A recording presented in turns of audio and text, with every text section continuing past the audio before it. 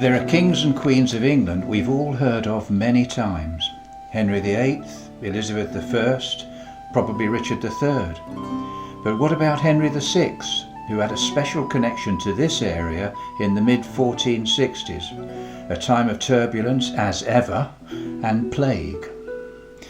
After fighting and losing the 100 Years' War with France, England then experienced what became known as the Wars of the Roses, a fight for the right to rule England between the houses of York and Lancaster. The Wars of the Roses occupied much of the last half of the 15th century. The protagonists were the families and supporters of the Dukes of Lancaster and York. The leaders of the factions at the time of interest to this story were King Henry VI of the House of Lancaster and King Edward IV of the House of York. Yes, in principle, two kings at the same time. Henry VI had become king in 1421 when he was less than a year old. Although Henry's father, Henry V, was the hero of the Battle of Agincourt, our Henry was not a warrior, being pious and scholarly, and, although loved for his gentleness, was ineffective as a medieval monarch. As a fellow descendant of Edward III, Edward, Earl of March, after battlefield successes, was offered the crown and became King Edward IV in 1461. Clitheroe itself did not experience any battles during the Wars of the Roses, the nearest and possibly bloodiest of all being over 50 miles away at Towton, near Tadcaster, in 1461.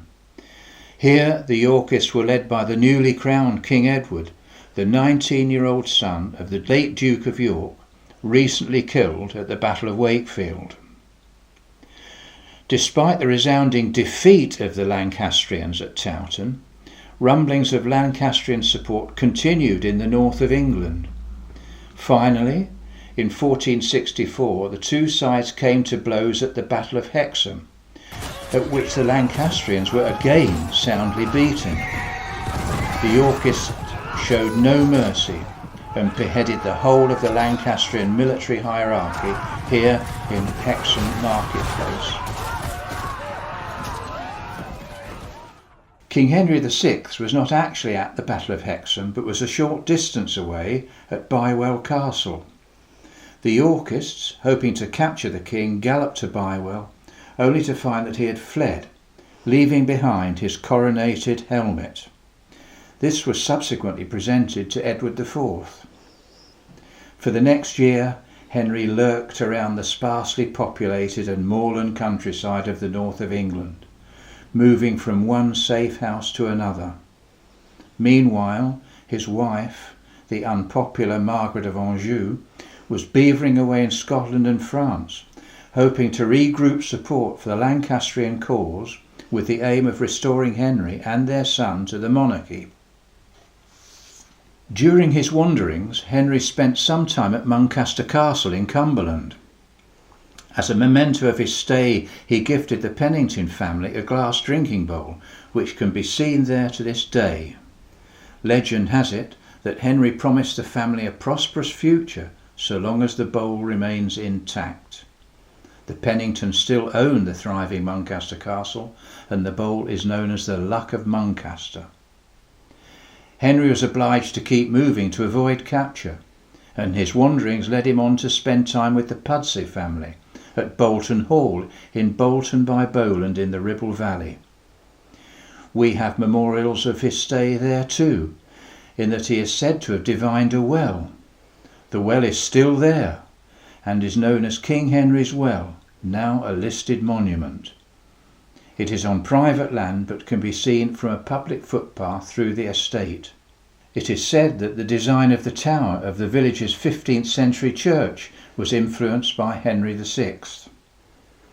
His next refuge was even closer to Clitheroe, as he moved to be hosted by Richard Tempest in Waddington Hall. We can only surmise at Henry's motives for doing this, as it turned out to be a disastrous move for him. Although Richard Tempest had fought for the Lancastrian side at Wakefield and Towton, after Towton the family changed allegiance to become supporters of Edward IV. When Henry arrived at Waddington Hall, he presumably thought it was to be with friends. We can only assume that Richard Tempest was a polite host, but in a difficult position with an anointed king on his doorstep, whom he had previously supported. The endgame for Henry was actively initiated by another visitor to Waddington Hall, one William Cantor, the Black Monk of Abingdon, who was resting at the hall on his journey between the abbeys of Sawley and Warley. The Black Monk recognised Henry and warned Richard's brother, John Tempest, of Bashall Eaves. Thus, after about a year on the run, we come to one evening in 1465. As Henry sat down to dinner with his host Sir Richard Tempest, loyal servants burst into the hall to say that the enemy was at the gates. John Tempest and fellow Yorkist William Harrington burst into the dining room. Henry's faithful retainer Robert Tunstall drew his sword, while Richard Tempest just sat back and watched. After a brief skirmish in which John Tempest's arm was broken, Henry escaped down a secret staircase and out into the open. He fled south for about a mile towards the Ribble.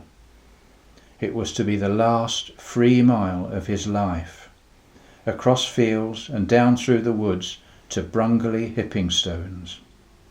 It was here that Henry, dishevelled, exhausted and dispirited, was finally run down. He was loaded onto a horse and taken to Clitheroe Castle, where he was held for the night. The next day he began his final journey across his country to end his days in the Tower of London. He met his end on the 21st of May 1471, aged 50, having been king for 49 of these years.